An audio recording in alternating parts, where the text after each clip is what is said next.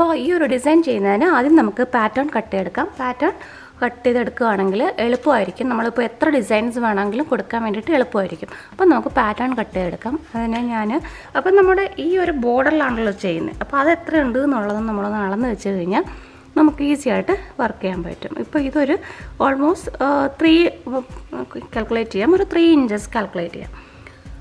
അപ്പോൾ അതിനനുസരിച്ചിട്ട് വേണം ചെയ്യാൻ. അപ്പോൾ നമ്മൾക്ക് പാറ്റേൺ വെട്ടുമ്പോഴും ഓർക്കണം 3 ഇഞ്ചസിന് മാക്സിമം നമുക്ക് പോകാൻ പാടില്ല. അങ്ങനെ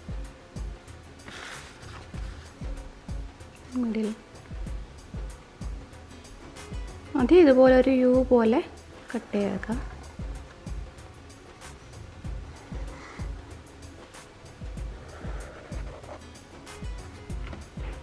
ഇനി എത്ര ഹൈറ്റ് വേണമെന്ന് വെച്ചാൽ അതും കൂടെ കട്ട് ചെയ്യാം.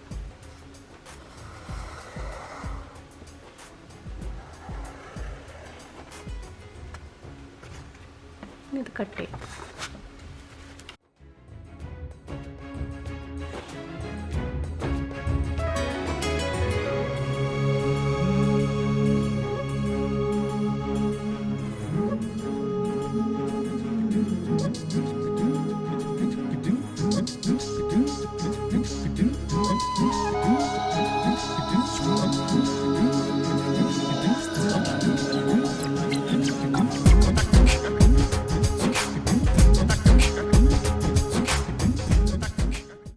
പാറ്റേൺ കട്ട് ചെയ്ത് കഴിഞ്ഞാൽ നമുക്കിത് തുണിയിലേക്ക് വെട്ടിയെടുക്കാം. കുറച്ച് നല്ല ഫാബ്രിക്കിൽ വെട്ടുന്നതാണ് നല്ലത്. കുറച്ച് സിൽക്ക് പോലുള്ള മെറ്റീരിയലൊക്കെ ആണെങ്കിൽ ഏറ്റവും നല്ലതായിരിക്കും. റോ സിൽക്കും ഒക്കെ നല്ലതായിരിക്കും. ഇവൻ നമ്മൾ ബ്ലൗസിന് ഏതാണ് മെറ്റീരിയൽ എടുക്കുന്നത് അപ്പോൾ അതിൻ്റെ വെച്ചിട്ട് വേണമെങ്കിലും വെട്ടിയെടുക്കാം. അപ്പോൾ അങ്ങനെ ഇതിപ്പോൾ ഏത് കളറിൽ വേണമെങ്കിലും ചെയ്യാം. അപ്പോൾ ഇതുപോലെ ഷേപ്പിൽ നമുക്ക് ഫാബ്രിക്കിലും കട്ട് ചെയ്തെടുക്കാം. ഇനി നമ്മളിത് ചെയ്യുന്നത് ഗ്ലൂ യൂസ് ചെയ്തിട്ടാണ് ചെയ്യുന്നത്. ഫാബ്രിക് ഗ്ലൂ യൂസ് ചെയ്തിട്ടാണ് നമ്മളത് ഒട്ടിക്കുന്നത്. അപ്പോൾ അതിൻ്റെ ബാക്ക് സൈഡിലായിട്ട് നമുക്കിതുപോലെ ഫാബ്രിക് ഗ്ലൂ അപ്ലൈ ചെയ്യാം. എന്നിട്ട് നമുക്കത് ഒട്ടിച്ചു കൊടുക്കാം. അപ്പോൾ സ്റ്റിച്ച് ചെയ്യാൻ അറിയാവുന്നവരൊക്കെ ആണെങ്കിൽ സ്റ്റിച്ച് ചെയ്താലും നല്ലതാണ്. അപ്പോൾ ഒട്ടും പേടിക്കേണ്ട ആവശ്യമില്ല ഇളകി പോകുന്നുള്ളത്. അപ്പോൾ ഇതിപ്പോൾ ഞാൻ ഫാബ്രിക് ഗ്ലൂ യൂസ് ചെയ്ത് ഇത് ഒട്ടിച്ചു കൊടുക്കുക ചെയ്യുന്നത്. അപ്പോൾ അത് കുറച്ച് ഉണങ്ങാൻ കുറച്ച് നേരം ഒന്ന് വെയിറ്റ് ചെയ്യേണ്ടി വരും. അപ്പോൾ അത് വെച്ചിട്ട് ഒട്ടിക്കാതെ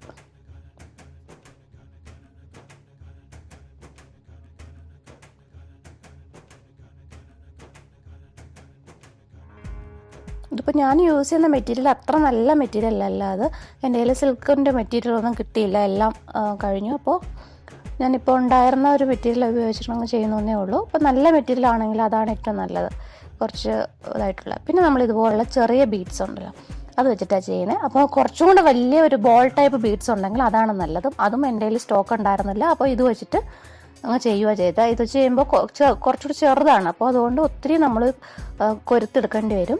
വലിയ ബീഡ്സ് നല്ല റൗണ്ട് ഷേപ്പിലുള്ളതാകുമ്പോൾ ഒരേ സൈസിലുള്ളതുമാണെങ്കിൽ നമുക്ക് ചെയ്യുമ്പോൾ കാണാൻ നല്ല ഭംഗിയായിരിക്കും. ഇതിപ്പോൾ കുറച്ച് ഷേപ്പിലും വ്യത്യാസമുണ്ട്, പിന്നെ ചെറുതുമാണ്. പക്ഷേ കാണാൻ നല്ലതാണ്. എന്നാലും കുറച്ചുകൂടെ വലിയ ബീഡ്സ് കിട്ടുകയാണെങ്കിൽ അത് തന്നെയാണ് നല്ലത്. പെട്ടെന്ന് ചെയ്തെടുക്കാനും പറ്റും. അത് നമ്മൾ സാധാരണ ബീഡ്സ് കൊടുക്കുന്ന പോലൊക്കെ തന്നെ നമ്മൾ കൊടുത്താൽ മതി. ഇപ്പോൾ ഞാൻ സാധാരണ നീഡിൽ ബീഡ്സ് കയറുന്ന നീഡിൽ നമ്പർ 9 നീഡിലാണ് എടുത്തേക്കുന്നത്. അത് വെച്ചിട്ട് സാധാരണ നൂലും ഉപയോഗിച്ചിട്ട് തന്നെയാണ് ചെയ്തേക്കുന്നത്. അത് വെച്ചിട്ട് ബീഡ്സ് വർക്ക് ഇത് ഫുള്ളായിട്ടൊക്കെ ചെയ്യുക ചെയ്യുന്നത്. ഇപ്പം നമ്മൾ ഈ ചെയ്തേക്കുന്ന ഷേപ്പിന് ചുറ്റുമായിട്ട് ഈ ബീഡ്സ് വർക്കും കൊടുക്കുക ചെയ്യുന്നത്. ഇത് നമ്മൾ ചെയ്യുന്നത് 3 പ്രാവശ്യം ഇതുപോലെ തന്നെ ചെയ്തെടുക്കുക ചെയ്യുന്നത്. അപ്പോൾ നല്ലൊരു കുറച്ച് കട്ടിക്ക് ഒരു പാലക്ക ഡിസൈൻ പോലെ തന്നെ വരും. നല്ലൊരു വിട്ട് വേണമല്ലോ, അപ്പോൾ അതിന് വേണ്ടിയിട്ടാണ് ഈ 3 പ്രാവശ്യമായിട്ട് ചെയ്യുന്നത്.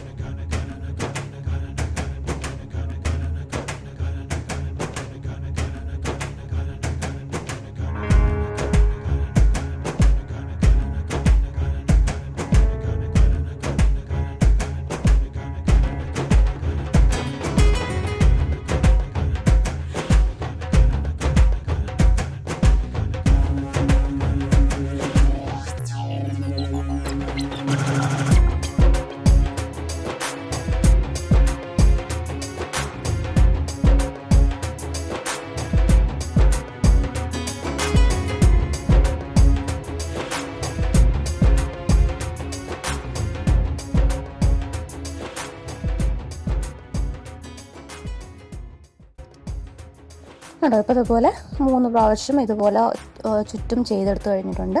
ഇനി നമ്മൾക്ക് ആ വി പോലുള്ള ഷേപ്പ് അങ്ങ് ഫില്ല് ചെയ്യാൻ തന്നെ അതും ഇതേ ബീഡ്സ് തന്നെ യൂസ് ചെയ്തിട്ട് അതങ്ങ് ഫില്ല് ചെയ്യാം.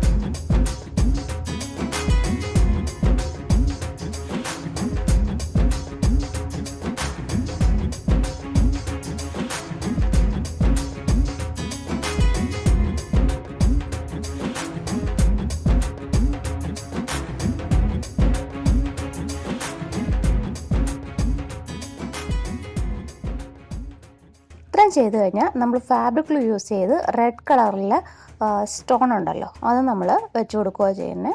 അപ്പം ഞാൻ ഇതിന് മാച്ചായിട്ട് റെഡ് കളർ തന്നെ സ്റ്റോൺ ചെയ്യുകയോ ചെയ്യുന്നത്. വൈറ്റ് ആയാലും കുഴപ്പമില്ല, ഈവൻ ഗ്രീൻ തന്നെ ആയാലും കുഴപ്പമില്ല. പക്ഷേ ഇതൊരു കോൺട്രാസ്റ്റ് ആയിട്ട് ഒരു റെഡ് കളർ സ്റ്റോൺ വെച്ചിട്ട് ചെയ്യുക ചെയ്യുന്നത്. പിന്നെ അതിന് ചുറ്റും നമ്മൾ ആൻറ്റി കളറിലെ ബീഡ്സ് കൊണ്ട് ഓരോ റിങ് പോലെ ഡിസൈനും കൊടുക്കുന്നുണ്ട്.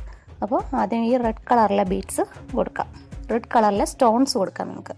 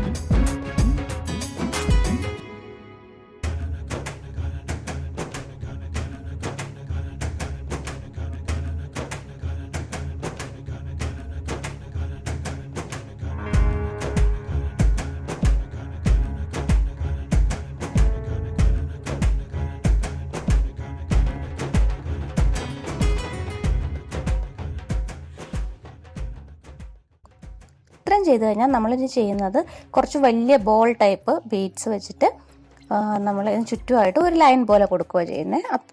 അതും കൂടെ ആകുമ്പോഴത്തേക്ക് ഡിസൈൻ ഫിനിഷ് ആവും, അതുകൂടി കൊടുക്കാം. അപ്പോൾ ഞാനിപ്പോൾ ഈ ചെയ്തതിൽ പിന്നെ എനിക്ക് മാറ്റം തോന്നിയൊരു കാര്യം എന്ന് വെച്ചാൽ ഈ ഗ്രീൻ കളർ നമ്മൾ കട്ട് ചെയ്തെടുത്തല്ലോ, അപ്പോൾ അതിൻ്റെ മുകളിലാണ് ഞാൻ ഇതുപോലെ റൗണ്ടിന് ബീഡ്സ് കൊടുത്തിരിക്കുന്നത് ബോർഡറായിട്ട്. അപ്പോൾ അത് ഈ ഗ്രീൻ കളറിന് പുറത്ത് നമ്മുടെ ആ ഗോൾഡൻ ബോർഡറിൽ തന്നെ കൊടുത്തിരുന്നെങ്കിൽ ഈ ഇടയ്ക്കിടയ്ക്ക് ഇത് കാണത്തില്ലായിരുന്നു. അതുപോലെ തന്നെ കുറച്ച് വലിയ ബീഡ്സാണ് യൂസ് ചെയ്യുന്നതെങ്കിലും ഇത് കാണത്തില്ല. ഇപ്പം ഞാൻ ചെറിയ ബീഡ്സാണ് യൂസ് ചെയ്യുന്നതുകൊണ്ടാണ് ഇടയ്ക്കിടയ്ക്ക് ഗ്രീൻ കളർ കാണുന്നത്. അപ്പോൾ അത് ചെറിയ രീതിയിലാണ് ഞാൻ കട്ട് ചെയ്തിരുന്നെങ്കിലും അത് കാണാതെ ഇരിക്കുമായിരുന്നു. അപ്പോൾ അത് ഒന്ന് മാറ്റി ചെയ്യാൻ പറ്റുമെങ്കിൽ അതാണ് ഏറ്റവും നല്ലത്. അപ്പോൾ നമ്മുടെ ചാനൽ ഇഷ്ടപ്പെട്ടുവെങ്കിൽ ലൈക്ക് ചെയ്യാനും ഷെയർ ചെയ്യാനും സബ്സ്ക്രൈബ് ചെയ്യാനും മറക്കരുത്. വീണ്ടും മറ്റൊരു വീഡിയോ ആയിട്ട് കാണാം.